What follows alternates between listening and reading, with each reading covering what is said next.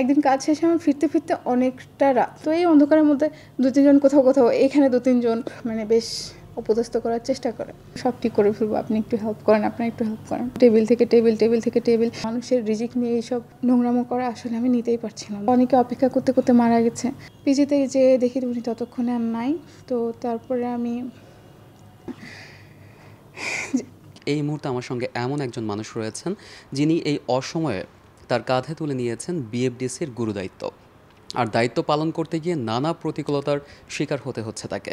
এই অল্প সময়ের মধ্যে তৈরি হয়েছে নানা সুখের গল্প, নানা দুঃখের গল্প। এই গল্পগুলো শুনবো তার কাছ থেকে। আমাদের সঙ্গে রয়েছেন এফডিসির পরিচালক মাসুমুর রহমান তানি। আপু, কেমন আছেন? ভালো আছি। ওকে, দুঃখেরটা দিয়ে শুরু করি। যখন আমি এলাম তখন দেখা গেল যে আমার যেই প্রতিষ্ঠানের দায়িত্ব আমাকে দেয়া হলো, সেই প্রতিষ্ঠান বিশাল বড় প্রতিষ্ঠান এবং খুবই সম্ভাবনাময়, খুব গৌরবময় অতীত নিয়ে খুব সম্ভাবনাময় একটা জায়গা, যেটা একদম ধ্বংসপ্রাপ্ত হয়ে আছে রীতিমতো। মানে আমাকে যুদ্ধ করতে নামিয়ে দেওয়া হলো, কিন্তু আমার কাছে অস্ত্রশস্ত্র নেই। কারণ কি, বিএফডিসি হচ্ছে সেই জায়গা, বাংলাদেশ চলচ্চিত্র উন্নয়ন কর্পোরেশন। চলচ্চিত্র উন্নয়ন কর্পোরেশনের কাজটা কি? চলচ্চিত্র নির্মাণের সাথে বা এই জাতীয় যা কিছু নির্মাণের সাথে যা কিছু লাগে সেই সহায়তাটা করা। আমি এখানে এসে দেখি যে আমাদের ফ্লোরগুলো যে অবস্থা আপনি দেখেছেন, আমাদের যে ক্যামেরা, আমাদের 2016 পরে সেরকমভাবে ক্যামেরা কেনা হয় না। টুকটাক যা কেনা হয়েছে তা আসলে সত্যিকারের নির্মাতাদের সাথে কথাবার্তা বলে বা ওই প্ল্যানের মাধ্যমে না, লোকজন ট্রেন আপ না, সেই রিলের যুগে যাদেরকে নিয়ে দেওয়া হয়েছে তারাই এখনও আছে। এবং সবচেয়ে কষ্টের কথা যেটা, এই এত বছর ধরে যে মানুষগুলো মানে ইয়েতে চলে গেছেন, অ্যাপেরে চলে গেছেন, তাদের কিন্তু এখনও পাওনা বাকি। মানে কি, তারা পেনশন পান না, কিন্তু যেহেতু কর্পোরেশন পেনশন পান না, তারা এককালীন একটা টাকা পান। তো এই যে এই টাকাটার পাওনা বাকি বহু লোকের, এবং তারা অনেকে অপেক্ষা করতে করতে মারা গেছে। এবং আমি যেই মুহূর্তে জয়েন করলাম, ঠিক সেই মুহূর্তে 6 মাসের বেতন বাকি, যারা বর্তমান কর্মচারী, বেতন এবং বোনাস। আমি জয়েন করার কদিন পরেই রোজা, বেতন বোনাস ইত্যাদি তো নানান রকম চাপ। কেউ হয়তো মানে অনেকে অনেক রকম মানে উগ্রতাও দেখাচ্ছিল, কিন্তু আমি আসলে দোষ দিই না। কেন কি, যারা বড় বা উপর লেভেলে চাকরি করেন তাদের কাছে কিন্তু তাদের বেতনটাও বড় হয় এবং তাদের সার্কেলটা, সমাজে তাদের অবস্থানটাও বড় হয়। তো তারা মানে কয়েক মাস না পেলেও হয়তো কোথাও অ্যাডজাস্ট করে নিতে পারে। সামর্থ্যবানের মানে তেলা মাথায় অনেকে তেল দেয়, সামর্থ্যবানের পেছনে অনেকে এসে সাহায্য করে। কিন্তু যে মানুষটা একটা ছোট চাকরি করে, যার স্যালারি হয় 10-12 হাজার টাকা, এই টাকা দিয়ে আসলে আমি জানি না কিভাবে একটা মানুষ তার দিন গুজরান করে, পরিমাণ নিয়ে হয়তো 15-20 হাজার টাকা। তো সেই মানুষটা যখন 1 মাস বেতন পাবে না, পরের মাসেই কিন্তু তাকে বাইরে থেকে টাকাটা আনতে হবে, এবং এই টাকাটা কেউ তাকে বিনা সুদে বা কোনো রকম অসুবিধা ছাড়া দিবে এমনটা মনে করার কোনো কারণ নাই। তো এরকম যখন মনে হলো, তখন আমার না ওই সময়টা মানে এত দিশাহারা অবস্থা ছিল, আমার মনে কীভাবে টাকাটা আনা যাবে। বারবার মিনিস্ট্রিতে দৌড়ানো এবং ওখানে গিয়ে সবাইকে জিজ্ঞেস করা কীভাবে। তখন জানলাম যে অর্থ মন্ত্রণালয় থেকে চিঠি দেওয়া হয়, তারা কখন যেই সময় টাকাটা দেওয়ার একদমই না দিয়ে উপায় থাকে না, তখন কিছু হয়তো টাকা বরাদ্দ দেন। তো আমার মনে হলো যে না, আমার আসলে নিজে থেকে কিছু করা উচিত। আমি জাস্ট এটুকু জেনে নিলাম যে আমি গিয়ে অর্থ মন্ত্রণালয়ে যেতে পারি কি না। বলছে হ্যাঁ, আমি দপ্তর প্রধান হিসেবে যেতেই পারি, এরকম একটা জানলাম যখন। তখন আমি রেগুলার অর্থ মন্ত্রণালয়ে যাওয়া শুরু করলাম, টেবিল থেকে টেবিল। এবং সবচেয়ে ভালো ব্যাপার কি জানেন, আমরা আসলে বাইরে থেকে দেখে অনেককে অনেক নেগেটিভ কথা মানে বলে ফেলি বা বলি। অর্থ মন্ত্রণালয়ে গিয়ে যখন আমি সৌভাগ্যক্রমে আল্লাহ তাআলাও আসলে আমাকে সাহায্য করছিলেন, কারণ হয়তো নিয়তটা সৎ ছিল বা এতগুলো মানুষের রিজিক জড়িত ছিল। ওখানে আমাদের অর্থ উপদেষ্টা স্যারের সাথে দেখা হলো, সালিউদ্দিন সাহেব, খুব ভালো মানুষ। এবং আমার সাথে যখন দেখা হলো, আমি যখন ওনাকে বললাম স্যার এই অবস্থা, উনিও তখন বললেন হ্যাঁ তোমরা উনি তো ফ্লোর বলেন না, উনি তো আর সিনেমার মানুষ না। বলছে হ্যাঁ, তোমাদের স্টুডিওগুলো ভাড়া দিলেই তো পারো। ওনারা ছোটোবেলায় দেখেছেন যে ওনারা আগে দেখেছেন ওনাদের ওই সময়টা ইয়াং এজে যেখানে ওইভাবে শুটিংগুলো হয়। তো উনি ফ্লোরের কথা বলছেন, তো ওনার স্টুডিওগুলো ঠিক করলেই তো। আমি জি স্যার, স্টুডিও ঠিক করবো, সব ঠিক করে ফেলবো, আপনি একটু হেল্প করেন, আপনারা একটু হেল্প করেন। তো তারপর আবার আমাদের অর্থ সচিব স্যারকে তো আসলে অনেক মানুষকে ডিল করতে হয়। স্যার বললেন যে হ্যাঁ, এত লস দিচ্ছে। আমি বললাম স্যার হ্যাঁ খুব, আমিও আসলে এই জায়গায় যদি মালিক আমি হতাম, আমিও স্যার বন্ধ করে দিতাম, এতদিন ধরে আমি লস দিয়ে চালাতাম না। কিন্তু স্যার আমিও বন্ধ করে যেমন দিতাম, আমি কিন্তু এখানটা আরও যত্ন নিতাম। কেন যত্ন নিতাম? কারণ এখন আমাদের যে অবস্থা, এখন এখন দেখেন, তখন কিন্তু স্যার শুধু হচ্ছে ইয়ে চলতো, মানে সিনেমা হলে সিনেমা চলতো। এখন কিন্তু শুধু সিনেমা হল নির্ভর না, এখন হচ্ছে আমরা টিভিতে দেখি, এমনকি হাতে স্যার ফোনটা আছে, এই ফোনেও হচ্ছে অনেক রকম কিছু না দেখতে চাইলেও একটা অ্যাড না একটা ভিডিও চলে আসে। তো এই যে নির্মাণগুলো, এগুলো সহায়তা দেওয়াই হচ্ছে এফডিসির কাজ। তাহলে কাজ কোথায় কম হতো স্যার বলেন?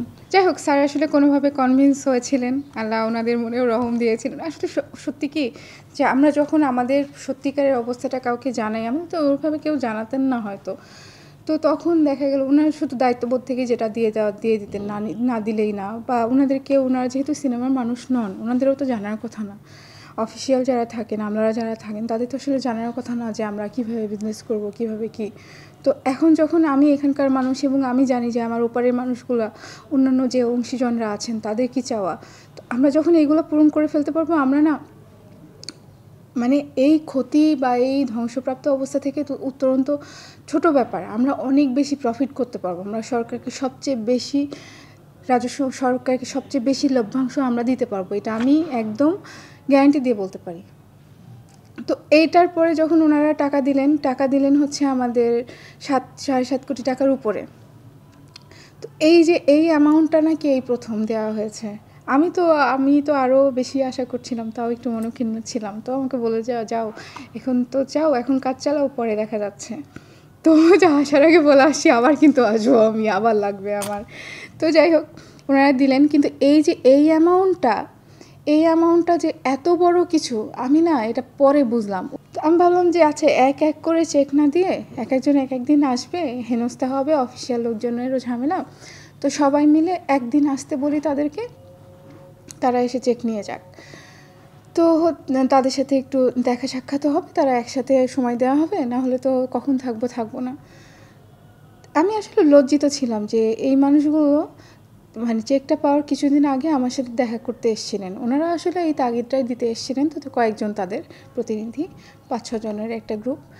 আমার না তখন এত লজ্জা লেগেছিল, আমি ওনাদের দেখে দাঁড়ালাম, ওনাদের সামনে গিয়ে বসলাম, এবং আমার কাছে মনে হয়েছে এই টাকাটা না আমাদের কাছে চাইতে আসার কথা ছিল না। কেন কি, ওনারা হচ্ছে সেই সময়টার মানুষ যখন এফডিসি অনেক বেশি প্রফিট করতো, এবং ওনারা নাকি আমার সাথে গল্প করতেন, ঈদের দিনে সেমাইটাও এখানে খেতেন। মানে কী পরিমাণ ব্যস্ততা ছিল তাদের এবং কী পরিমাণ কাজ ছিল। যেই সিনেমাগুলো আমরা দেখতাম, এত হিট সিনেমা, সেগুলো তখন তারা সেইগুলোর পিছনের মানুষ ছিলেন, তাদের পরিশ্রমের ছিল, অথচ তারা এর টাকাটা এখন অবধি পেয়েছিলেন না। তো তখন থেকে আমি তো তার আগে থেকেই কাজ করছিলাম। আসলে ওই দেখা হওয়াটার পর থেকে যেটা হয় যে তখন ভিতরে তাগিদটা আরও বেশি ছিল। তার মধ্যে একটা দুঃখজনক ঘটনা ঘটে। আমি বললাম না যে 6.5 মাসের বেতন বোনাস বাকি ছিল। আমাদের এখানে একজন মানে কর্মচারী ছিলেন, ওনার নাম ওয়াহিদুজ্জামান। সংসারে একমাত্র উপার্জনক্ষম ব্যক্তি, এবং হচ্ছে 3 সন্তানের পিতা সম্ভবত। তো হচ্ছে ওনার না হচ্ছে ওনারও বেতন নাই, 6.5 মাস যেমন অন্যদের বেতন নাই, ওনারও বেতন নাই। এটা জাস্ট ঈদের 8 থেকে 10 দিন আগের ঘটনা। আমি তো পাগলের মতো দৌড়ে যাচ্ছি, আমার রাত নাই দিন নাই, একটা দিনও বাড়িতে ইফতার করতে পারি নাই যে কীভাবে টাকাটা বের করা যায়। প্রতিদিন যে ওখানে বসা, তাদেরকে কনভিন্স করা, আমাদের দপ্তরে যাওয়া, তো সব কিছুর পরে যখন হুট করে না একদিন শেষের দিকে, বা 5টা রোজা বাকি, আর বা তারও আগ দিয়ে আর কি, বা একটা সপ্তাহ বাকি, এরকম সময় মানে আমাদের হয়ে যাবে চেকটা, হয়ে যাবে এরকম সময়টায় দেখি কি যে শুনতে পেলাম যে খবর আসছে যে আমি তখন মিনিস্ট্রি থেকে বেরোচ্ছি, আর একটা কোন কাজে বেরোলাম। তো তখন খবর পেলাম যে পিজিতে নাকি ওই আমাদের যে হচ্ছে ওয়াহিদুজ্জামান, উনি অসুস্থ, উনি মেট্রো রেলে করে বাড়ি ফিরছিলেন, ওনার হার্ট অ্যাটাক হয়েছে, ওনাকে ইয়েতে নিয়ে যাওয়া হয়েছে, পিজিতে নেওয়া হয়েছে। তো আমি গেলাম পিজিতে যেয়ে দেখি উনি ততক্ষণে আর নাই। তো তারপরে আমি হচ্ছে কেয়ার করা, তো ওনাদের ফ্যামিলির সাথে কথা বললাম, আমাদের কয়েকজন যেয়ে তাদেরকে নিয়ে যাওয়া, তাকে ক্লাস নিয়ে যাওয়া ব্যবস্থা করে এগুলো করলো। আমার জিনিসটা এত বেশি আমার জন্য ট্রমাটিক ছিল, এত বেশি কষ্টদায়ক ছিল, কারণ আমার কাছে মনে হয়েছে যে 3 সন্তানের পিতা, একজন দরিদ্র বাবার কাছে যার বেতন এতদিন থেকে বন্ধ, ঈদ আসলে কোনো উৎসব হয়ে এসেছিল না, এবং এই যে টাকাটা বের করতে দেরি হচ্ছিল বা টাকাটা আসছিল না, এটা কোথাও না কোথাও আমাদের সবার দায় ছিল। কারণ আমি তো নতুন এসেছিলাম, আমার তো এই কর্পোরেশনে এভাবে পাওয়ার কথা ছিল না, তাদের 6.5 মাসের বেতন বোনাস বন্ধ থাকার কথা ছিল না। তো এটা আমাদের, যদি এমন হতো যে এটা ধ্বংসপ্রাপ্ত শিল্প, এই শিল্প আর চলছে না, কোথাও কাজ হচ্ছে না, এখানে কোনো সম্ভাবনা নেই, তাহলে একরকম ছিল। কিন্তু যে জায়গাটার অপার সম্ভাবনা, সেই জায়গাটাকে যেমন ধ্বংস করা হয়েছে, সেই জায়গার সাথে জড়িত প্রত্যেকটা মানুষের রিজিক নিয়ে এইভাবে নোংরামো করা আসলে আমি নিতেই পারছিলাম না। ভীষণ কষ্ট ছিল আমার মনে। তো যাই হোক, এখন আসলে এই যে দৌড়ে বেড়াই বা এই যে পরিশ্রম করে যাচ্ছি, সেটা একজন চলচ্চিত্র কর্মী হিসেবে বা সিনেমার মানুষ হিসেবে, যেমন আমার ডিরেক্টর, প্রডিউসার, পরিশ্রম করে আমার সিনেমার সাথে প্রত্যেকটা মানুষের জন্য, সেই সাথে এই যে এখানে এসে যখন আমি এখন তাদের এমডি, তাদের দায়িত্বটাও যেমন আমার কর্পোরেশনের দায়িত্বও যেমন আমার, এই প্রত্যেকটা মানুষ এখন আমার। এটা তো দুঃখ বলেন, কষ্টের কথা। এটা যেমন সুখের কথা হচ্ছে, এখন তারা বেতন পাচ্ছে, বোনাস পাচ্ছে। 2006 সালের পরে আজকে আমার কিছু কর্মচারী প্রথম হচ্ছে ওভারটাইম পেলেন। আমার কি এটা এটা এটা এটা অবশ্যই তাদের সুখের কথা। আমি আমার সরকারকে ধন্যবাদ দিই, আমি প্রত্যেককে ধন্যবাদ দিই, যে আমার মানুষজনকে ধন্যবাদ দিই যে তারা আসুক, আমাদের এখানে কাজ তারা করছে অলরেডি, আরও করুক, এই মানুষগুলোর রিজিকের ব্যবস্থা হোক, আমার এই বিএফডিসি উন্নয়ন হোক। আমি অবশ্যই তাদের চাহিদা মতো মডার্নাইজটা করার জন্য যত রকম যা কিছু করার করে যাব। অবশ্যই আমাদের আর কখনো এরকম দিন আসবে না হয়তো ইনশাল্লাহ, যে সিনেমার কোনো কাজের জন্য বিএফডিসির বাইরে কোথাও যেতে হয় কোনো কারণে। তবে আরেকটা ছোট্ট জিনিস ভালো লাগে কি, মানে ছোট্ট, এটা খুবই, যে আমার যে লোকজনরা আছে, প্রথম দিকে যেটা হতো যে আমাদের এখানে আসলে মানুষজন তো কাজ ছাড়া ছিল অনেক বছর। তো হয় কি, অলস মস্তিষ্ক শয়তানের বাসা, কাজ নাই, বসে বসে নিজেরা নিজেদের পিছনে বিভিন্ন গ্রুপিং করতো। তো এসে গ্রুপিংয়ের কারণে অফিসে কাজের পরিবেশ ছিল না। সারাক্ষণ কেউ কারোর নামে নালিশ, ওখানে ঢুকতে পারবে, ওখানে আসতে পারবে না, বিচ্ছিরি একটা অবস্থা। তো যাই হোক, এটা গুছাতেই অনেকটা সময় লেগেছে। তো হতো কি, যে একটা গ্রুপ ছিল, একদিন আমাকে মানে বেশ অপদস্থ করার চেষ্টা করে। আমি আসলে এগুলো কিছুই মনে করি, আমি জানতাম যে তারা হয়তো জানে না, যে বোঝে না যে কী অবস্থা, আসলে আমি কে, বা আমি তাদের জন্য কতটুকু কী করতে পারবো, এবং তাদের মধ্যে একটা ব্যাড প্র্যাকটিস আগের মানুষজন আসলে তৈরি করে রেখে গিয়েছিল। আমি জানতাম এটা আমি সামলে নিতে পারবো, আমি সামলে নিয়েছিলামও। তো যখন যেটা হয়, যে একদিন কাজ শেষে আমার ফিরতে অনেকটা রাত। আমি আগেও খেয়াল করতাম, কিন্তু কাউকে বলতাম না। কি হয়, আমি যতক্ষণ না অফিস থেকে বেরোই, বাইরে তো সবখানে আলো নাই, টুকটাক কী করে দেখবো কি, আমার এই মানুষগুলো যারা কিনা হচ্ছে আমাকে খুব ভালোবাসেন, মানে আমার 296 জন আমার এখানে আমরা কর্মচারী, প্রত্যেকটা মানে অল্প, হয়তো খুব গুণেও পাওয়া যাবে না, কেউ আছে কিনা বিরোধিতা, কিন্তু কেউ যদি থাকেও, সেইটার জন্য আমি বলবো যে এই যে 190 জন, 196 জনের কথা বললাম না, 190 জন মিনিমাম হচ্ছে আমাকে তারা এতটা রেসপেক্ট বলেন, ভালোবাসা বলেন দিয়ে যাচ্ছে, আমি আসলে এটা শোধ করতে পারবো না। আমি জানি আমি সবখানে, যখনই যেখানে গেছি, আমার পরিবারে, আমার মানে সবখানে আমি সবার ভালোবাসা পেয়ে আসছি। এটা আমার খুব সৌভাগ্যের একটা ব্যাপার। আল্লাহ আমাকে যত রকম যা কিছুই না দিক, এই জিনিসটা খুব দিয়েছে, মানুষ আমাকে খুব ভালোবাসা দেয়। তো হয় কি, আমি যখন যেটা বলছিলাম, যে আমি দেখা যায় যে অনেক সময় রাত হয়ে যায়, 7টা-8টা বেজে যায়। তো তারা করে কি, প্রত্যেকে তো আমাকে ফোন করে জিজ্ঞেস করতে পারে না, বাই করতে পারে না, যে আমি দেখি, আমি মানা করে দিয়েছিলাম তাদেরকে, যে আমার পিছনে মিছিলের মতো কেউ আসা যাওয়া করবেন না। আমি মানুষের সামনে কথা বলা বা ওই যে লিডারশিপের যে বিষয়টা, এটা আসলে আমার ভিতরে নাই। আমার খুব ভীষণ অস্বস্তি হয় এই যে মাইক নিয়ে কথা বলা, বা পিছনে অনেক মানুষ যাবে পারিষদ মতো হয়ে, এটা আমার ভালো লাগতো না। তো আমার মনে হতো যে না, এরকম কিছুর দরকার নাই। তো আমি যখন বেরোই, দেখা যায় যে এই যে অন্ধকার, কিন্তু এই অন্ধকারের মধ্যে 2-3 জন কোথাও, এখানে 2-3 জন, ওই বিল্ডিংয়ের পিছনে 2-3 জন, কাঁঠাল গাছের পিছনে 2-3 জন, কড়াই গাছের ওখানে কয়েকজন, এরা কিন্তু আসে, এরা কিন্তু আমার শত্রুপক্ষ কেউ না। এরা আছে যে তাদের এমডি যাবে, তাদের স্যার যাবে, এই যাওয়াটাই যেন হচ্ছে আমাকে, যেন আমার জন্য কোনো ক্ষতি না হয়, এই জন্য তারা চারপাশ থেকে পাহারা দিচ্ছে। এই যে এই ভালোবাসাটা, এটা আসলে মানে কী বলবো, এটা অনেক অমূল্য পাওয়া।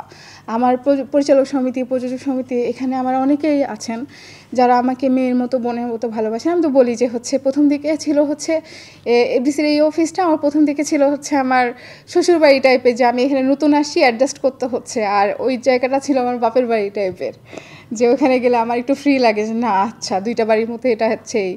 এখন আসলে ব্যাপারটা কি, এখন এইখানটাতে আমার এমন একটা পরিবার হয়ে গেছে যাদের আমি বড় হয়েও তারা আমাকে মায়ায়, ভালোবাসায়, শ্রদ্ধায় সারাক্ষণ পাহারা দিয়ে রাখছে, আগলে রাখছে। তো আফসোস আর কী করব, এত ভালোবাসা, এতটা, এইটুকু সময় যে এত এত মধুর স্মৃতি হবে তা তো ভাবেই না। এইটুকু শুধু একটা ঘটনা বললাম, এমন অসংখ্য হয়ে যাচ্ছে। তো এইটাও আসলে যেখানে কিছু না পাওয়া থেকে, কোনো কিছু পাওয়ার আশা ছাড়াই আমি মানুষগুলোর জন্য শুধুমাত্র চলচ্চিত্রকর্মী হিসেবে করতে চেয়েছি। এখন তো মানুষগুলো প্রত্যেকে আমার সাথে কানেক্টেড। তো তাদের জন্য, সিনেমার জন্য, চলচ্চিত্রের জন্য, আমাদের এই উন্নয়নের জন্য আমি যা কিছু করার করব। কিন্তু এই স্মৃতিগুলো, এই মুহূর্তগুলো আসলে কি বলবো। ঢাকায় সিনেমা এবং সিনেমা প্রেমী যারা আছেন তাদের কাছে এফডিসি মানে ইমোশন, প্যাশন, সেই সঙ্গে ফ্যাসিনেশন। এফডিসির ব্যবস্থাপনা পরিচালক মহোদয় সহ সংশ্লিষ্ট যারা আছেন তারা সবাই প্রত্যাশা করছেন এফডিসির সেই আগের জৌলুসটা ফিরিয়ে আনতে। আমাদের প্রত্যাশাও এমনটাই। ARM সাদাত, দেশ টিভি।